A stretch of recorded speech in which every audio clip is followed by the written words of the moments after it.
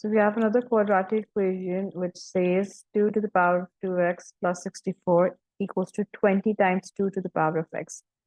And we have to solve this to find the value of x. So I'm going to begin with assuming that 2 to the power of x equals to y,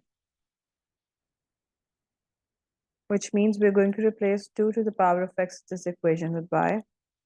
So I'm just going to rewrite this as 2 to the power of x whole power 2 plus 64 equals to 20 times 2 to the power of x.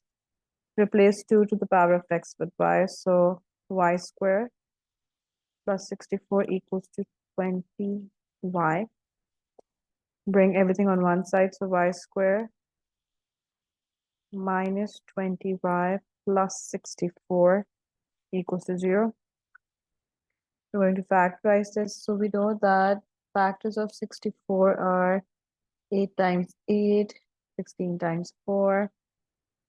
So another factor as well. But if we look at our values, 16 times 4 is the best one because minus 16 minus 4 would be minus 20.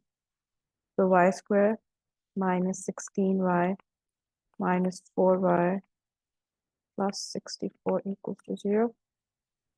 Factor by grouping. Between y squared and negative 16y, we have y common. So y times y minus 16. And between negative 4y and 64, we have negative 4 common. So y minus 16 again.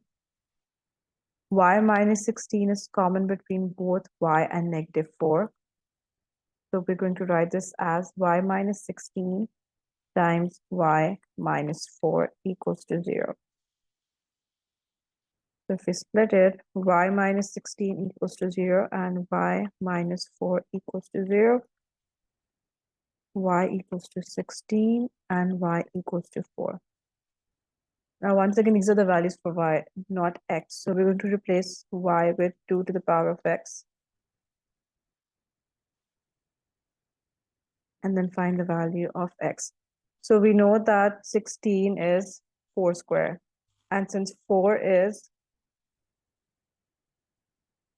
2 square, that's going to be 2 square whole square, which is 2 to the power of 4.